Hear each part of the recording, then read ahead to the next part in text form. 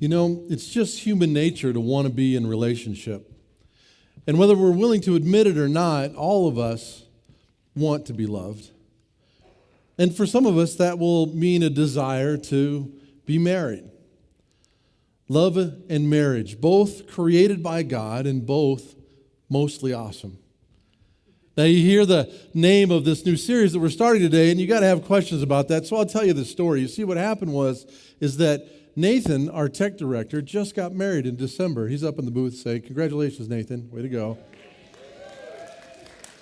I don't know how he found a girl to say yes, but he did, so we're happy for him.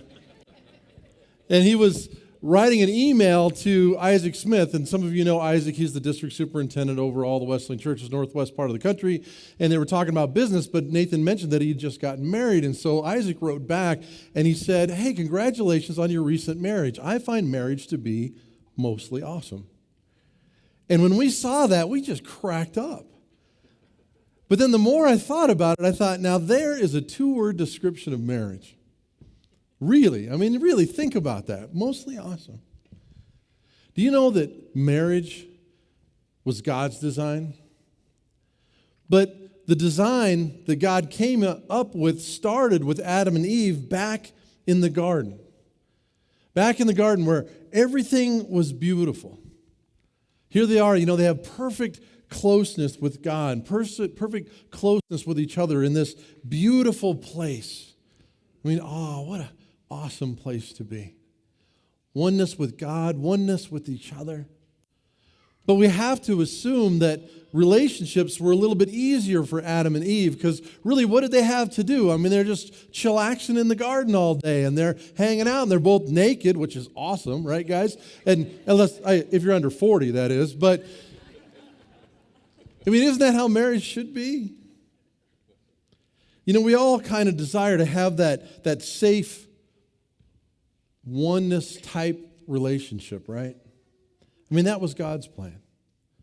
See, but sadly then the human plan came along and Adam and Eve made some choices that weren't so good, and the fall comes and sin enters the world.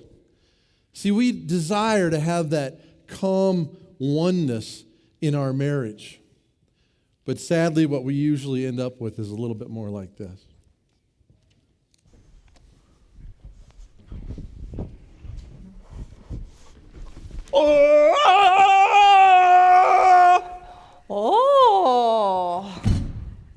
Meet Tarzan.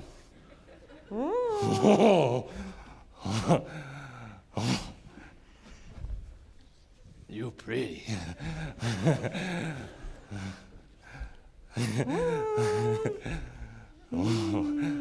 Auga.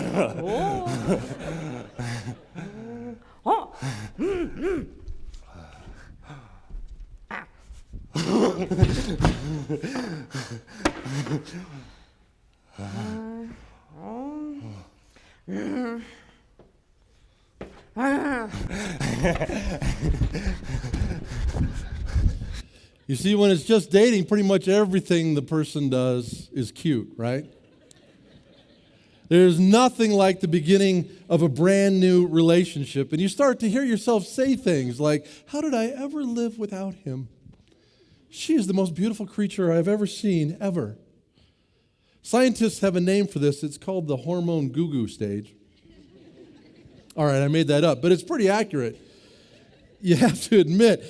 And when you're in that hormone goo-goo stage, what do you notice? You just notice all the good stuff, right? It's exciting, it's romantic, it's unselfish, it's cute, it's unrealistic. But it's completely awesome. For those of us that are married, that's how we started to get to know our future spouse, was through this whole dating rap. And again, dating, it's explosive, it's passionate, it's exciting, and then you get married. And then the days turn into weeks, and the weeks turn into months, and the months turn into years, and more the world begins to invade your relationship. And then the years turn into decades, and what used to be surprising is now just sadly familiar. And now the stuff that used to be so cute, well, now it's just annoying. Bones everywhere. Me stupid. Mess. Me sorry. Oh.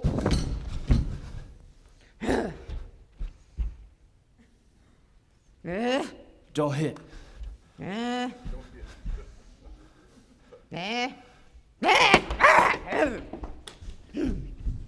Oh, bother. And the more the years go by, and the more our true nature, our selfish nature, becomes apparent.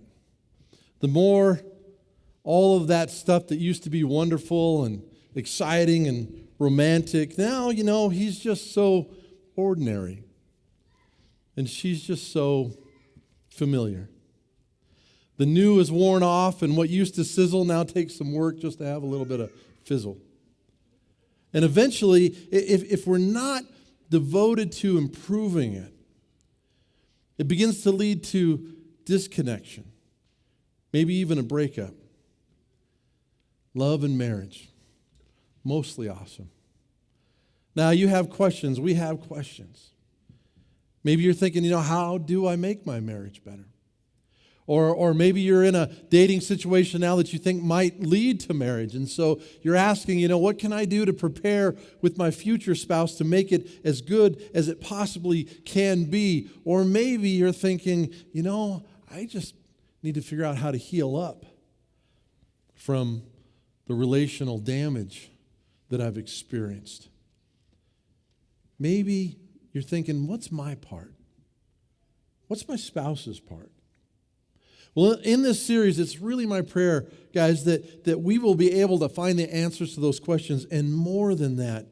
But I've got to ask you to do this. Instead of spending this series thinking about all of the things that your spouse isn't, instead, how about we think about what can we do to make our marriages and relationships the best they can be?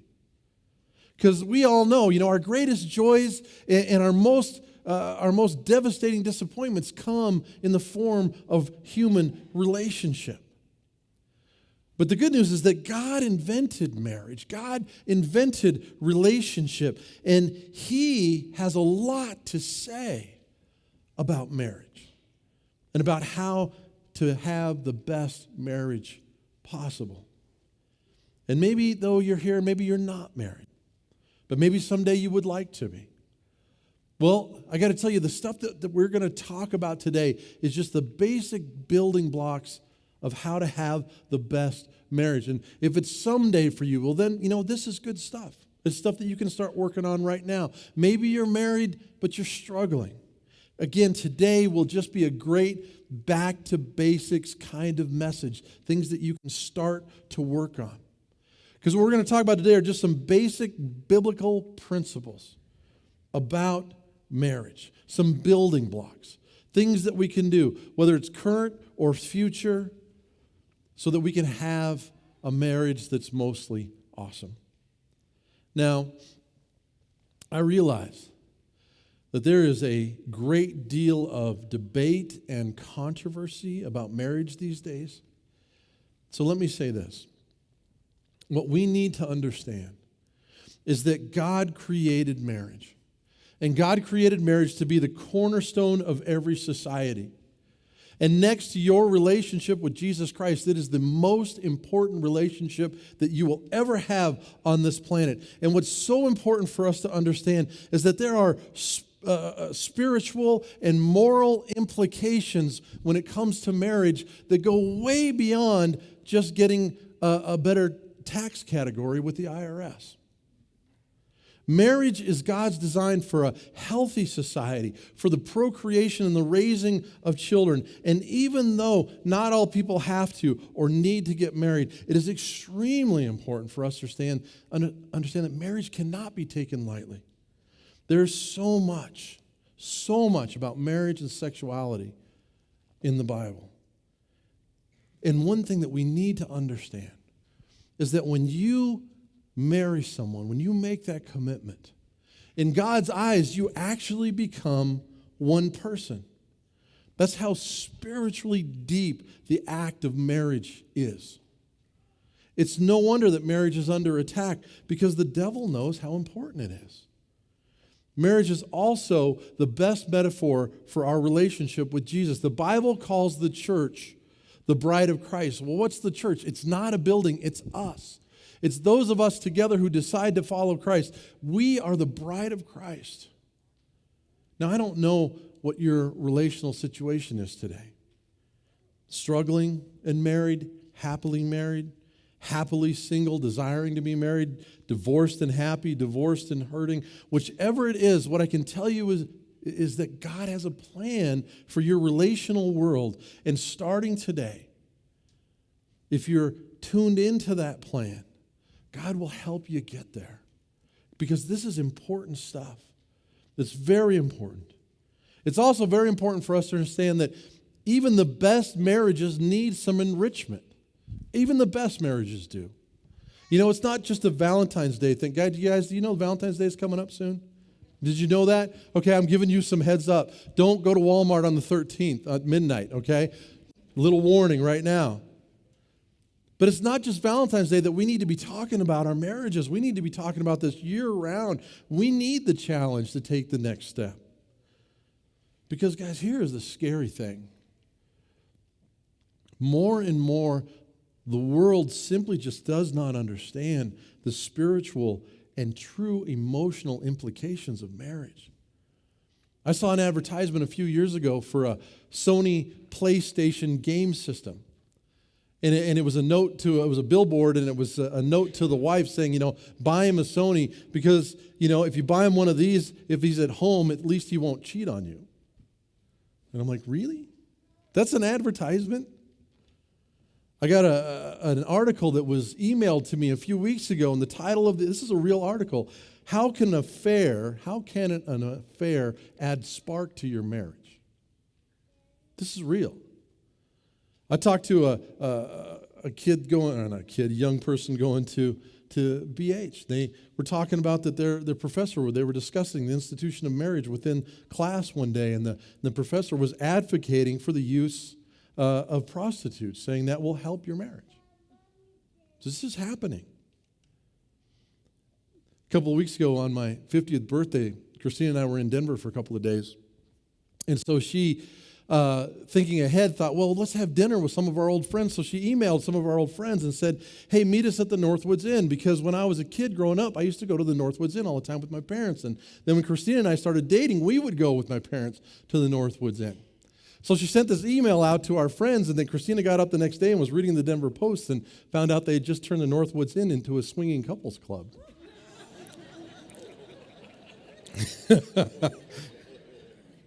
Needless to say, she got right on the telephone, and I could hear laughing in the background. We didn't think you were serious. No, not serious. Not serious.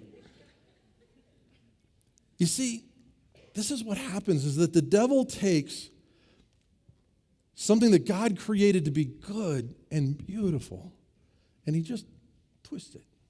Just put a little twist on it. And then it gets distorted. And then we justify it by calling it a shade of gray. Now, I understand. One of the biggest arguments about the whole marriage thing is they say, well, but marriage is a mess. Christian marriage is a mess. Yes, it is. I agree. Maybe you're experiencing that right now.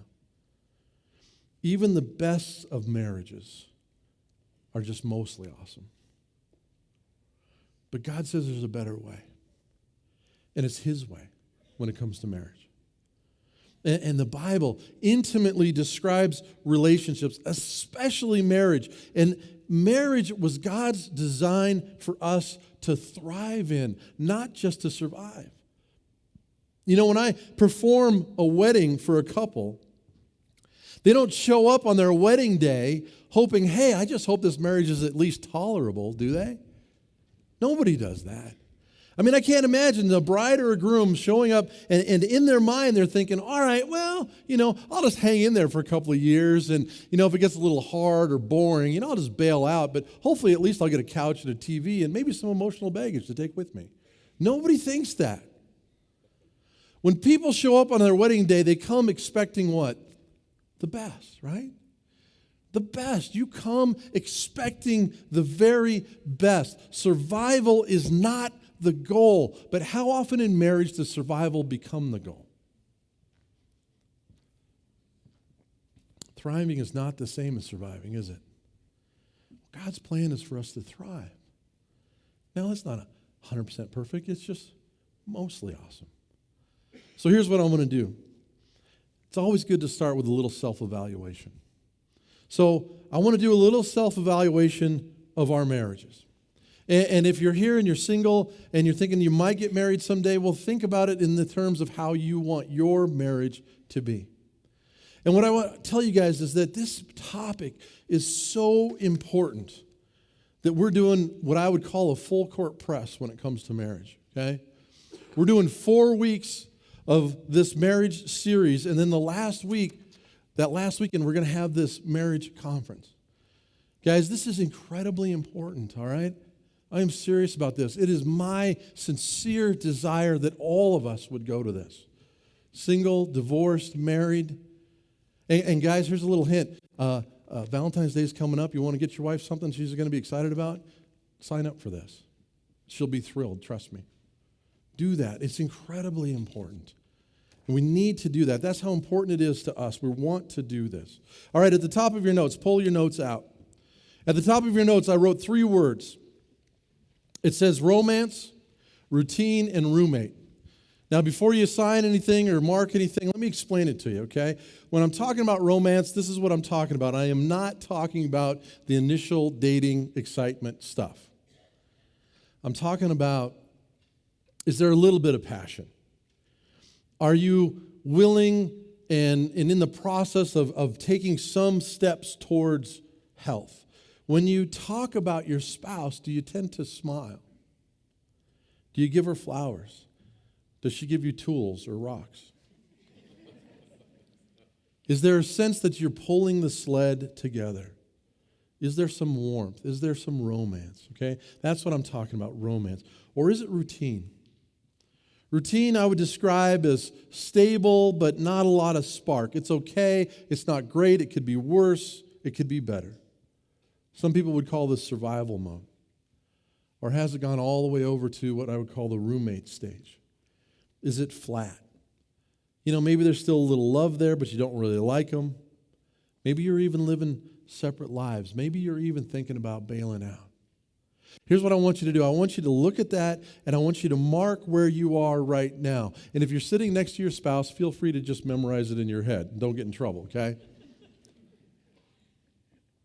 It's just so important for us just once in a while just to do a little health check when it comes to something as important as our marriage, because we want marriages that are mostly awesome.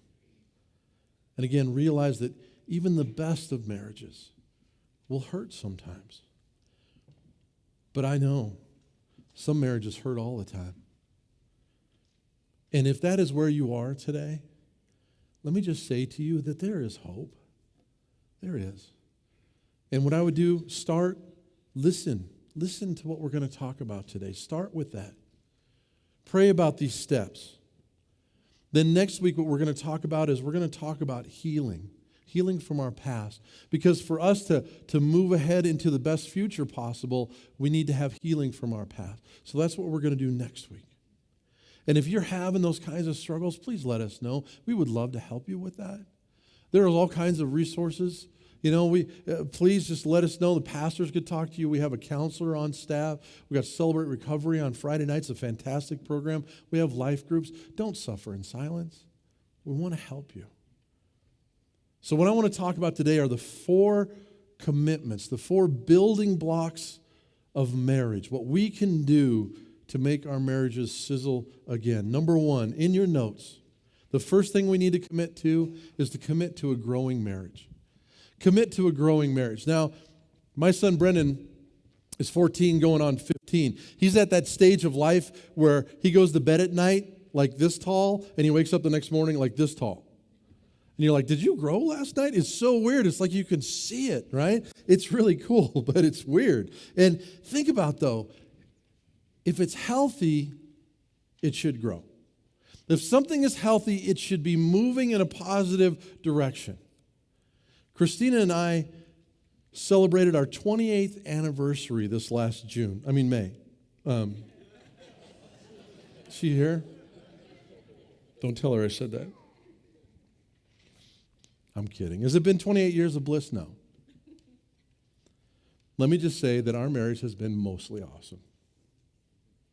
There have been some hard times.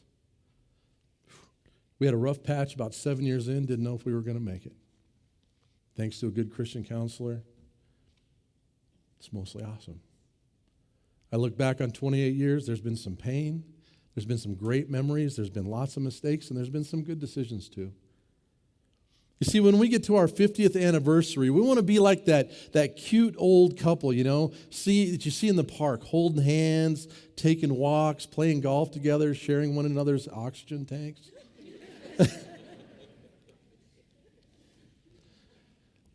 Here's the sad truth. You look around and the numbers bear this out in society today. And I think it's because there's been so much pain over marriage. And I think people have witnessed so much pain in their parents' marriages and divorces that more and more in our society today, people are simply opting not to get married. You see, but it doesn't solve the problem. Because we're still drawn towards deep relationships. Why? Because God made us that way. And getting rid of marriage won't spare the pain of doing relationships poorly. Marriage is still important. See, God designed us somewhere in our spiritual DNA that we would be so connected in marriage. Because it is the most important relationship that we will have on earth.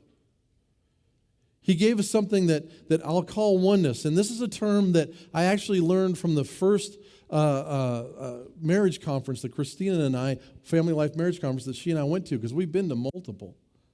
Let me just talk about marriage conferences for a second, because I encourage you to sign up for the one coming up in 4 weeks. I've been to many. And I remember the first time Christina said, hey, we should go to that marriage conference. And I went, no. Not sharing my feelings in front of other people. It wasn't like that, okay? It's a big group thing. It was safe. And I'll tell you what, we've been to marriage conferences when I thought we really need to go. And we've been to marriage conferences when I was like, why am I wasting my weekend? And I have never left one where I didn't go, man, I'm glad we did that. Man, that was a good idea. Well, the first Family Life Conference we ever went to, they talked about this idea called oneness. And you see, oneness strikes a chord in us because spiritually, that's the way that we were designed. Let me read this to you. This is Jesus in the book of Matthew. And Jesus is talking about God's design for marriage from the Old Testament. And this is what it said. When God made the world, he made them male and female. And God said, so a man will leave his father and mother and be united with his wife, and the two will become one body.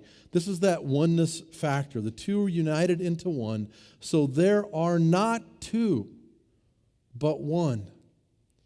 God has joined the two together, so no one should separate them.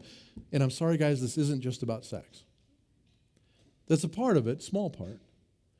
What this is saying is just what I was explaining earlier. In God's eyes, when you make the commitment of marriage in front of God, you become one person in his eyes. That's what oneness is. In all senses, God's design for marriage is that our spouse would complete us. And not just complete us, but make us better. Enhance our lives, stretch us, and grow us. We should do that for each other. As the great, great theologian Rocky Balboa described in his first great tome called Rocky I, when asked why he was dating Adrian, he said, well, she got gaps, I got gaps, together we'll fill gaps. Yo, Adrian. That's deep stuff. Write that down. The sad thing is that you talk to some people about this idea of oneness, and they go, wow, that sounds really good. I think I married the wrong person. No, that's not the case. Sometimes we just need a new attitude. We need to approach it differently. We need to make a decision to commit. You remember the way that you intended to commit on your wedding day? Remember how you felt about it? Sometimes we need to go back to that. Now, let me just say, and it's sad that I have to do this, but I have to put the caveat in that, guys, if you are in an abusive situation, that is not God's plan for you. That doesn't necessarily mean that relationship won't make it, but it means that you need to get safe and you need to get help. Do not stay and just status quo. That is not God's plan for you. But for us, we didn't, you look at this idea of oneness and you go, I married the wrong person. No, we need a new attitude. We need a new target.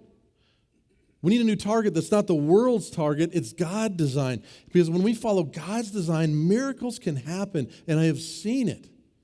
But we've got to make a commitment to grow. And I want to start with this.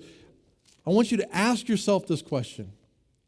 When was the last time that you thanked God for your marriage? I'm serious. When was the last time that you thanked God for your marriage? Flaws and all. Look at 1 Timothy 4:4. It says, for everything God created is what? And nothing is to be rejected if it is received with what? Thanksgiving. God's design for marriage is good. It's to be good. But to have it be good, we've got to commit to grow. Think about it this way. If you're a business professional, you're a business person, or you own your own business, or you're an executive, or whatever, what do you think about a lot? How to be better, right? How do I make my business grow? How do I grow my skill set? How do I become a better leader? Whatever it might be, how do I get better? How do I improve my sales? You think about that, don't you? If you're a student, what do you think about? How do I get better grades? How do I study more efficiently? How do I get to my goals? If you're into sports, what do you think about? How do I do better? How do I perform better? If you work out a lot, how do I work out harder? How do I get healthier? We think about those things in regard to those kinds of details in our lives, but how often do we think about the most important human relationship we will ever have in the same way? How do we get better? How do we make it better? Romance, routine, roommate, wherever you are, I can tell you, with God's help, it can get better. But you got to make a commitment to grow. And number two, we've got to commit to serve our spouse. Commit to serve your spouse. You all know this. God so loved the world that he what? He what? He gave, right? He so loved the world that he gave. Jesus displayed his love for his followers by washing their feet. I tried to explain that to Christina and get her to do that. She was not excited about that at all. I said, it's biblical. Yeah. Romans 12:10. In fact, let's read that together. If you would hold up your notes, Romans 12:10. You ready? Let's read it together. Be devoted to one another in love. Honor one another above yourselves. There's a different translation that actually says, outdo one another in showing honor. What's a way to show honor? In serving. In serving. Now, I don't remember a lot from my premarital counseling because it was a really long time ago. But I remember two things. I remember the first one because it was about sex. And the guy said, sex starts in the morning. It's how you treat your spouse all day long. But I also remember this. He said, if you want to have a great marriage, you've got to learn to serve each other. Here, Philippians 2, it says, then make my joy complete by being like-minded, having the same love, being one in spirit and of one mind. Do nothing out of selfish ambition or vain conceit. if you look at most of the sin that we struggle with in this world, somewhere in the base of that sin will be selfishness. Rather, in humility, value others above yourselves. Now, humility doesn't say bring you down, it means bring them up. In humility, value others above yourselves, not looking to your own interests, but each of you to the interest of others. See, the bottom line is that selfishness kills oneness faster than anything else. But serving wins. I had an article sent to me the other day. Pastor Jamie sent me an article on Facebook. And the cover of the article showed a woman standing in front of a landmark. And she had her cell phone, and she had a stick on it, and she was doing this. You know what she was doing? She's taking a selfie. You know what a selfie is? It's what we all do with our phones now, right? The title of the article is We Live in a Selfie World. Because we do. Everything in this world will tell you, look out for yourself, take care of yourself, take a picture of yourself. It's all about you. There is nothing else. You're number one. That's it. And yet God says exactly the opposite is true. But we live in a selfie world. When it comes to serving, this applies to all relationships, not just marriage. And we have the ultimate example in Jesus, in that Jesus served. Let me be more honest with you about me, probably more than you want me to be. I am a selfish person. I am. I don't want to be, but it's a struggle. I want to serve, but there's something inside of me that just really hopes that somebody will meet my needs first. And unfortunately for Christina, I bring that struggle into our marriage.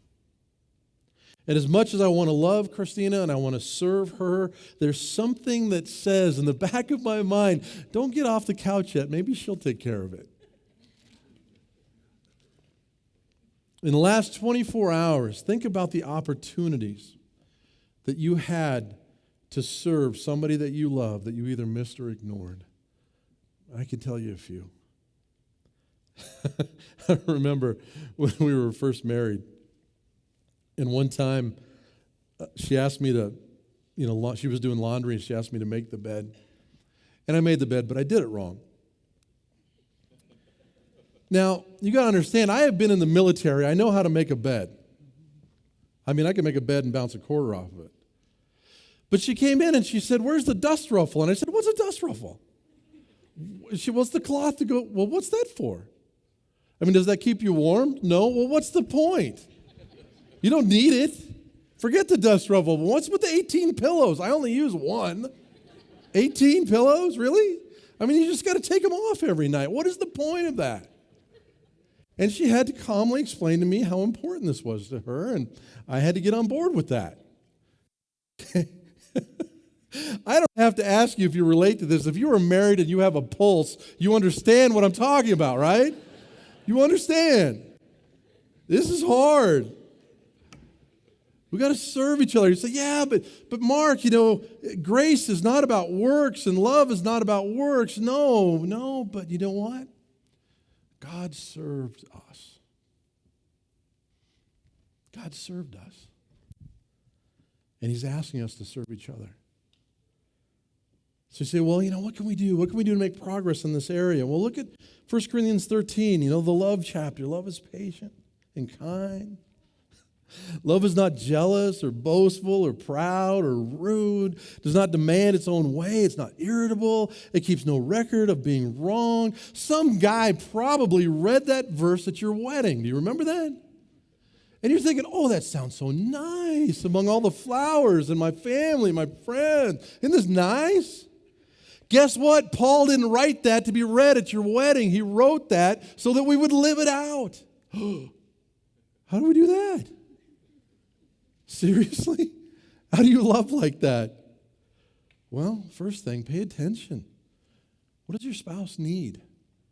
Because if you serve her and she serves you and And I got gaps and she got gaps, and together we're filling gaps, right? It's biblical stuff. It's mostly awesome. Well, you say, well, what about those big needs, those emotional needs? I remember one time, years ago, when my wife and some of her friends decided to get together and read a book called His Needs, Her Needs. Would guys ever get together and read a book about their wives' needs? No.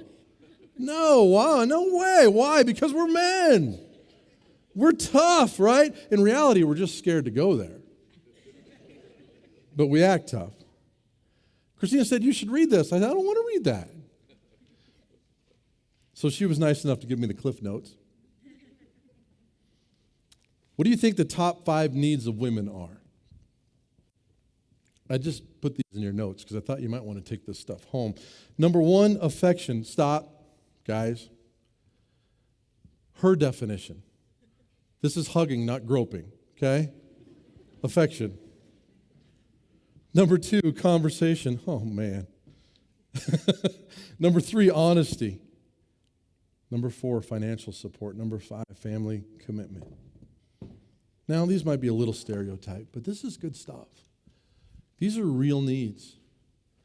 And so I'm asking you, look at these, check these out, and ask yourself, how are you meeting the emotional needs of your wife? Are you creating distance or are you creating intimacy?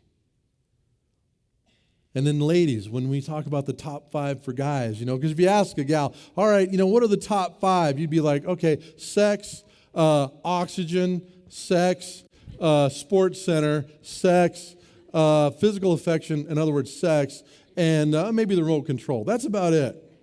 And you'd be close. According to the author, it's no surprise, sexual fulfillment. Number 2, recreational companionship.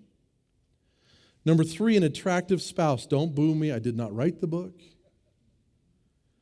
Now, when it says that, it goes on to explain it. It's not that you have to look like a supermodel. What it says, though, is that if you just make some effort, he's going to be thrilled. And then domestic support, and then admiration, love and respect. Now, I understand this book doesn't fit everybody exactly, but most of it will. So why not take that list home, put it somewhere where you're going to see it on a regular basis, let it remind you. Ask yourself, what am I doing to make my marriage better? What am I doing to serve my spouse? Because that's good stuff. Think about this. What would our lives be? What would this church be like if all of us made the commitment to consistently grow in our marriage and to consistently serve our spouses? It would be unbelievable what would happen here. I know what you're thinking. I know. You're thinking, I am not going to meet his needs until he begins to meet my needs. You're thinking it, I know. But guess what? Your spouse is thinking the same thing. So who goes first?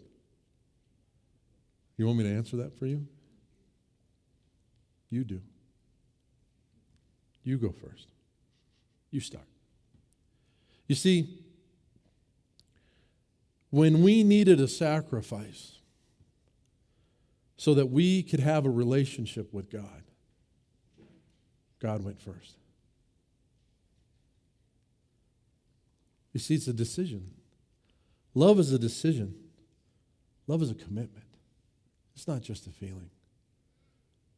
And if we willingly serve our spouse, if we pay attention to their needs, and I know this is not easy, guys, but this is best. God gave us his best, and he's asking us to give our best to our spouse. Number 3, commit to break the routine. Number 3, commit to break the routine. I'll ask you a question. Are your lives getting slower and quieter or busier and louder? Dumb question, right? Busier and busier. And the busier we get, the more we begin to just rely on the routine of life just to get by, just to get the things done that need to get done, day after day after day. But the more we begin to rely on that routine every day, the harder it is to occasionally break that routine. Because let's face it, dating can be fun and marriage can be really boring sometimes. It can be sometimes awesome. In the book of Ecclesiastes, it tells us, enjoy your wife. In the book of 1 Timothy, it says, God richly provides us everything for what? For our enjoyment. Somehow we have misplaced that wow in marriage with whatever. And one of the major reasons that is reported for the failure of marriage is boredom. Are you fun to live with? Is your idea of fun watching TV every night? When was the last time you did something just for fun, just to break the routine? I tell you guys, just do something. Surprise your spouse. Don't give them a heart attack, but just surprise your spouse. Do something different and let it add some spark. And then finally, number 4, commit to put God first. This is huge. This is a big deal. And I am sorry, but I have to say, marriage is just too hard to do without God. It's just too hard. Here's what I want you to do. Find a little empty spot on your notes. And I want you to draw a very tall triangle. Okay? Tall, thin triangle.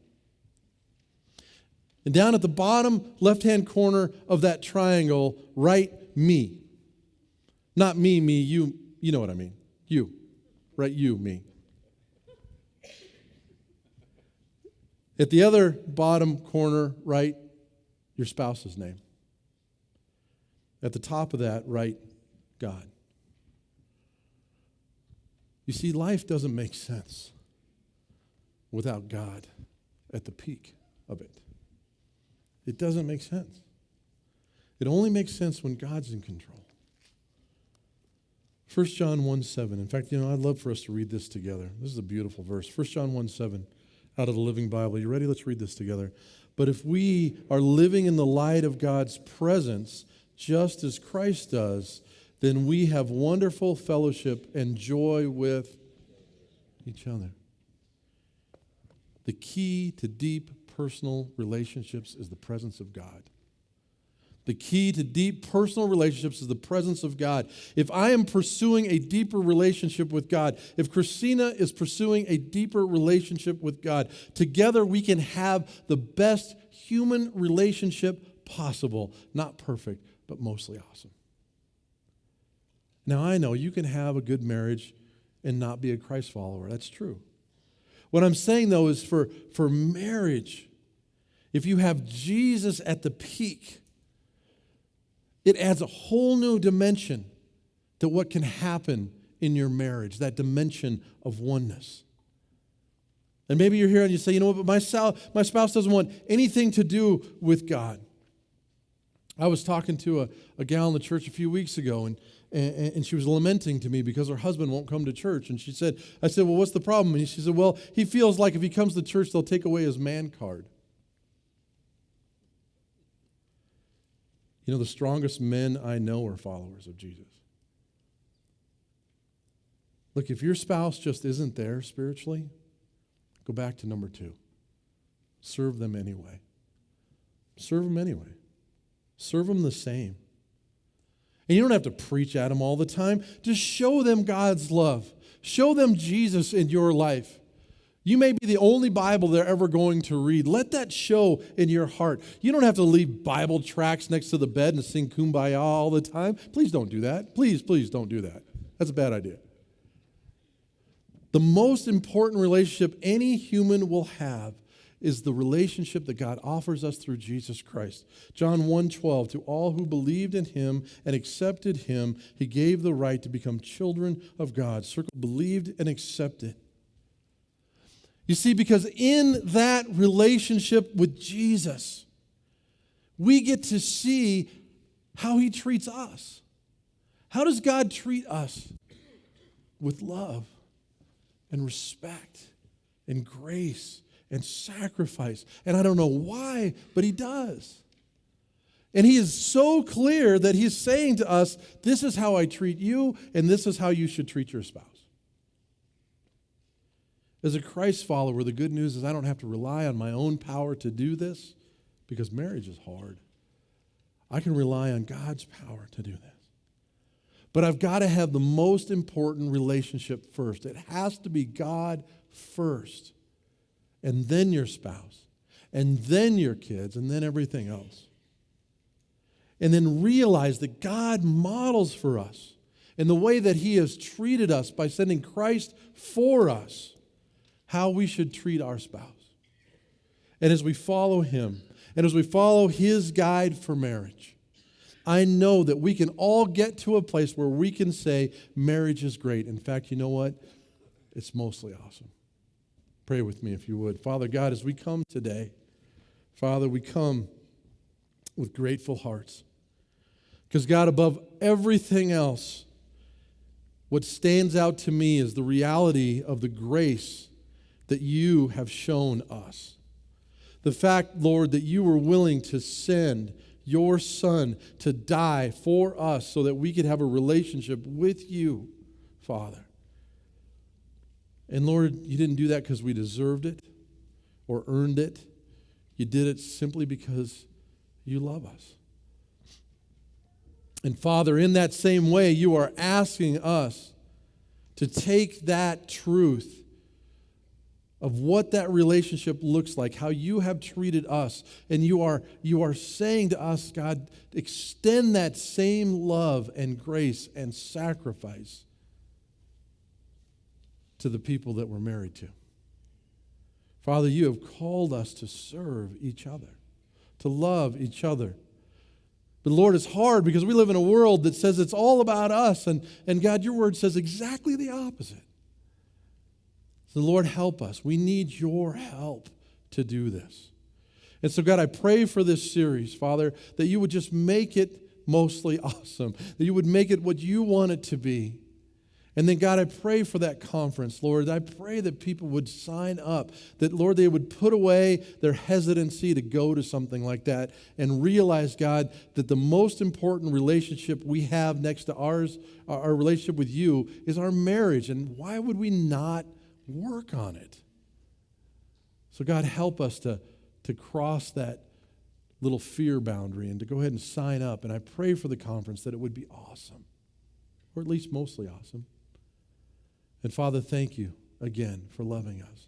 And Lord, when it comes to this truth of going into a world, Lord, that wants to fight about marriage, I pray, Father, give us grace and love. Father, that's what you've called us to do. And yet, Father, you can't have love without truth. But God, never let us speak the truth without love. Because we love you. We pray all this in Jesus' name. And everybody said, amen.